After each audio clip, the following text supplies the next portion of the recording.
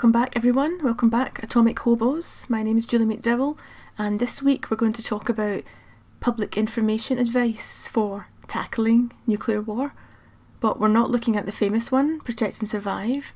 We're looking at its predecessor from 1963, which was called Civil Defence Handbook No. 10, with the full title, Advising the Householder on Protection Against Nuclear Attack. Now, that's not a very catchy title, it's a bit of a mouthful really, but then it could afford to have a big clunky unwieldy name because it wasn't aimed at the general public as Protect and Survive was. This booklet was made for the Civil Defence Corps plus the fire and police services. Its purpose, as the title suggests, was to advise the householder on what to do to defend and fortify the home if nuclear war ever came. So it was like an instruction manual for the civil defence workers and the rescue squads. It was to tell them what they should be telling their neighbourhood to do. It was how to answer people's anxious questions. It was showing them how to reassure people by giving them concrete instructions, keep them busy rather than panicking. And just like the more famous Protect and Survive, this booklet was accompanied by a series of short films. They were designed to be shown to the civil defence workers and the police as training films, although had war threatened, they would have gone on TV. So we're going to take a look at the instructions in advising the householder, hear some clips from the films, and of course compare it to the far more famous Protect and Survive. But before we do that, we can forget the advice in the booklets. Some people would say all advice against nuclear war is useless anyway. So let's forget the advice just now and look at how frightening they were. Because the first thing people think of when they remember Protect and Survive is how scary it was.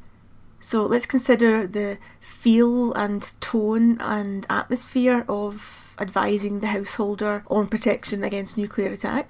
Is it scary? Well, for a start, check out its very ominous theme tune.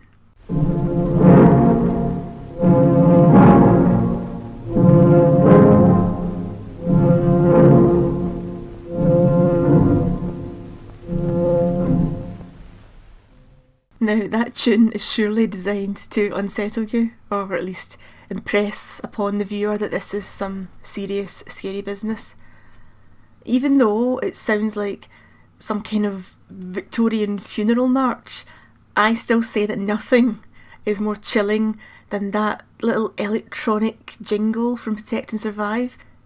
But even though this isn't a Protect and Survive podcast, I can't resist having a quick listen to it. If your blood doesn't run cold, I want to know what your superhuman secret is.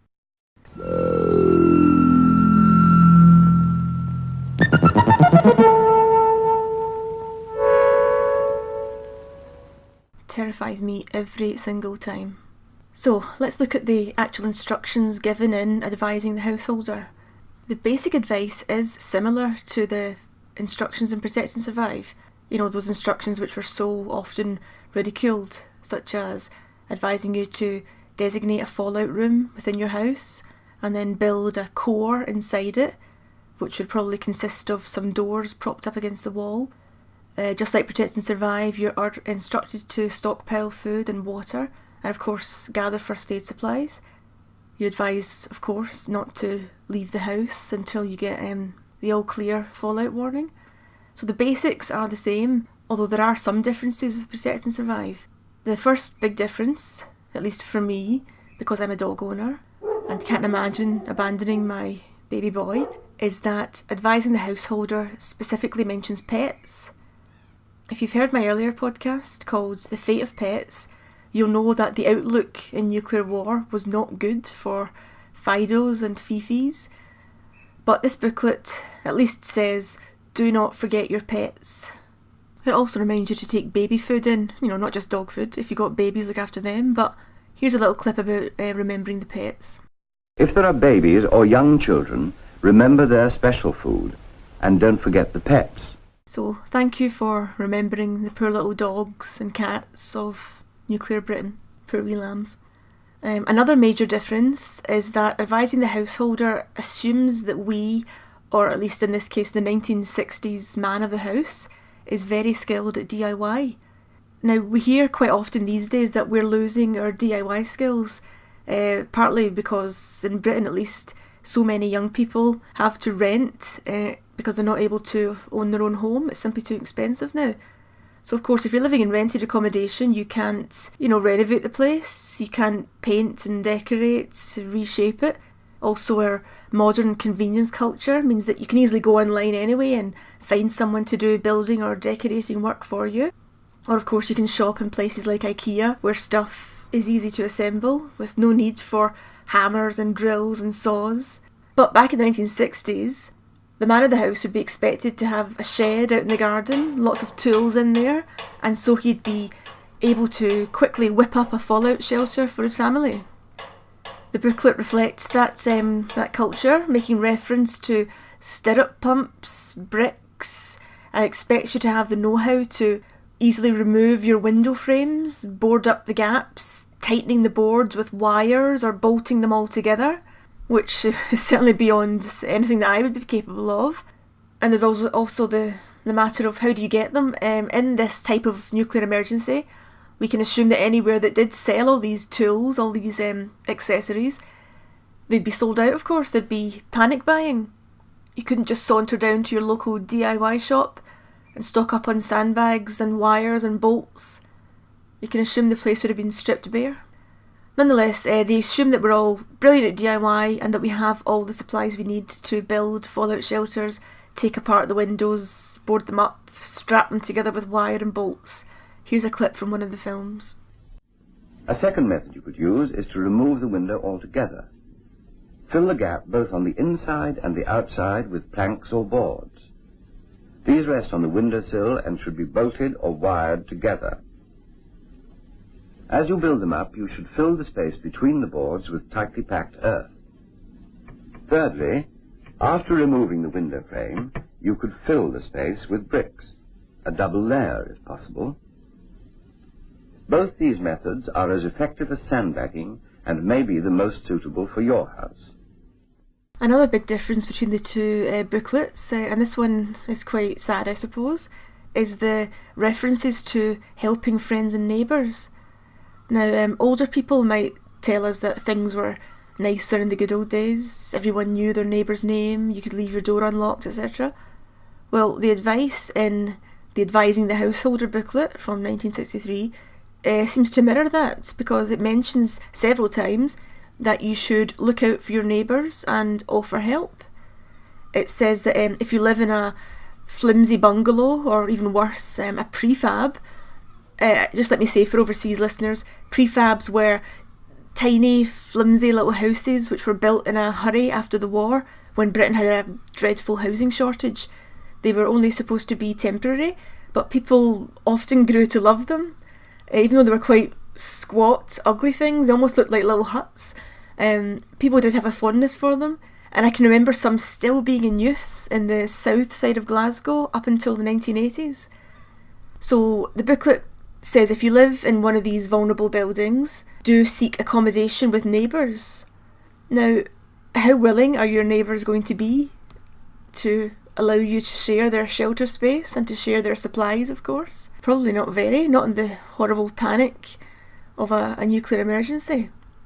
It also asks householders to give shelter to anyone caught without protection. Now, Protect and Survive is far more realistic and practical in that it hardly mentions this at all. It's all about you and your family. It's about hunkering down with your family and, hell mend anyone else. And if you listen to my previous episode called Shoot Thy Neighbour, you'll see that it was probably unrealistic to expect anyone to welcome others into their fallout rooms. People would surely be guarding their supplies and their precious space with fury and desperation.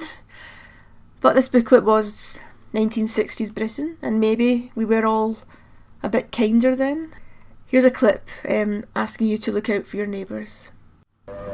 You should always give shelter to anyone who is caught in the open near your house when the warning sounds. They may have no other protection from the attack. An air attack is approaching this country now. So there we are, the assumption that people will shelter their friends or neighbours who happen to be visiting, that they'll extend shelter space to anyone nearby who lives in a vulnerable building, or that they'll offer shelter to strangers who are out in the street and happen to be caught in the open. The guidance later says, quote, "When you have seen to your own household, help any neighbour in need." In contrast, the more realistic Protect and Survive has this to say in terms of neighbourliness. If there is time, help neighbours in need, but listen for the fallout warning and be ready to return to the fallout room. So there's one reference in the whole booklet of Protect and Survive to helping people, and it comes with the qualifier, if there is time, help neighbours in need. Whereas the 1960s, advising the householder, has quite a few references to it, including offering shelter space to strangers who just happen to be caught in the open. The research done in America about having your own shelter and whether you would offer space to anyone else suggests very strongly that that would not happen. So Protect and Survive is certainly more realistic there in terms of helping others in need. It's also more realistic, brutally so, by having advice on what to do with dead bodies. Advising the householder simply doesn't mention that horrible fact. It doesn't say what you should do if someone dies in your fallout room. But famously, Protect and Survive does, with this very chilling advice. If anyone dies while you are kept in your fallout room, move the body to another room in the house. Label the body with name and address, and cover it as tightly as possible in polythene, paper, sheets, or blankets. Tie a second card to the covering. The radio will advise you what to do about taking the body away for burial. If, however, you have had a body in the house for more than 5 days, and if it is safe to go outside, then you should bury the body for the time being in a trench or cover it with earth and mark the spot of the burial.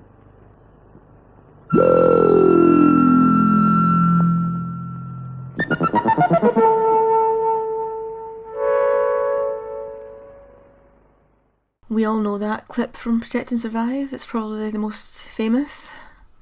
So why doesn't the earlier guidance advising the householder, why doesn't that mention the removal of bodies?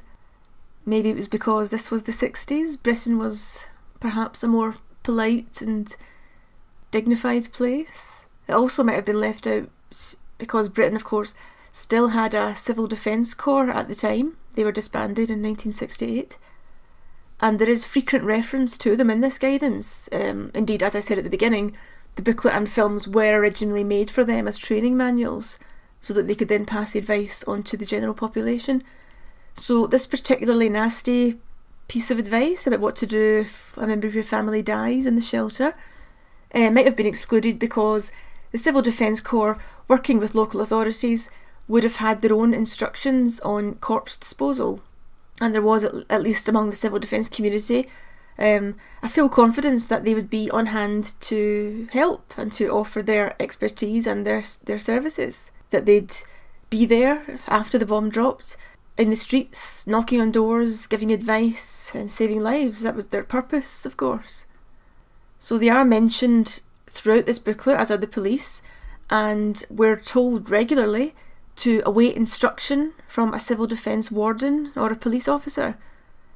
In fact, one of the films shows a civil defence warden in his neat black uniform, showing no sign of blast injury, not even any speck of dust on his lovely uniform. It shows a warden calmly recording fallout levels in neat handwriting with an elegant fountain pen. Now, references to those wardens are of course absent from Protect and Survive. They simply didn't exist by the 80s. Instead, you were just told then to listen to your radio for instruction. There was no chance of anyone coming to knock the door and offer help or carry off the slowly rotting bodies for you. And advising the householder offers more than just a civil defence warden doing his rounds of the streets, monitoring the radiation, etc. It also talks of evacuating you to a safe place. Protect and Survive has nothing like that. You hunker down, you bury your own dead, and you hope for a crackle of something on the radio. Whereas Advising the Householder offers the hope of the authorities coming to move you to a place of safety. One of the films, I'll play you a clip here, shows a fleet of spruce double-decker buses pulling up in a lovely, neat street, ready to scoop everyone away to a place of safety. Where fallout is particularly heavy, people may have to be moved to a safer area.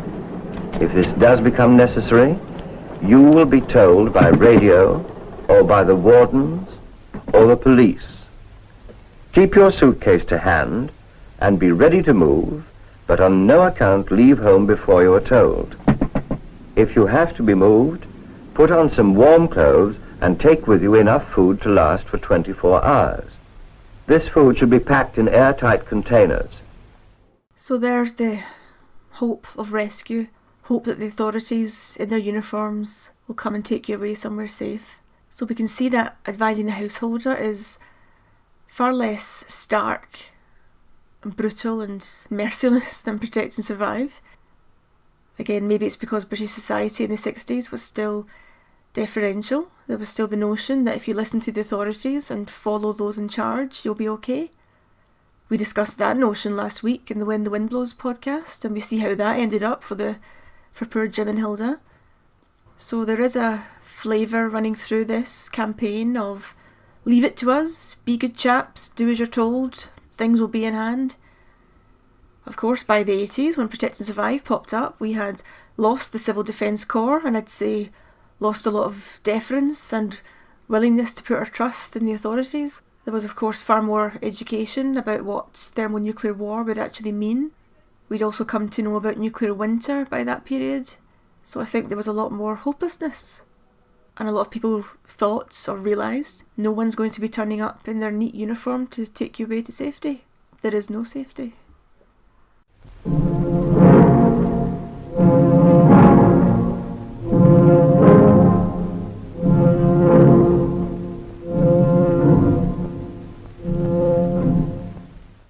Oh, that tune is quite chilling. If you want to discuss this podcast episode and see some images from the archives about it, I've set up a new reward level on my Patreon. If you sign up to it, I send you an email invite to join our online forum, the Atomic Hobos, where we discuss the week's podcast in more depth. If that intrigues you, take a look at my Patreon at patreon.com/Atomic Hobo if you want to sign up for that or for any other level of nuclear rewards. And I want to thank everyone who's already signed up. Here comes a shout out for the podcast supporters. Big thanks to Jonathan Abelins, Sean Judge, Sarah Williams, Peter Mars, Douglas Greenshields, Colin McGee, Sean Milson, Brian Outlaw, Damien Ryan, Peter Lee, Wyn Grant, Ben Capper, Mary Freer, Phil Catling, Steve Sace, Kieran Taylor, Claire Brennan, Paul Jonathan Viner, and Gordy McNair.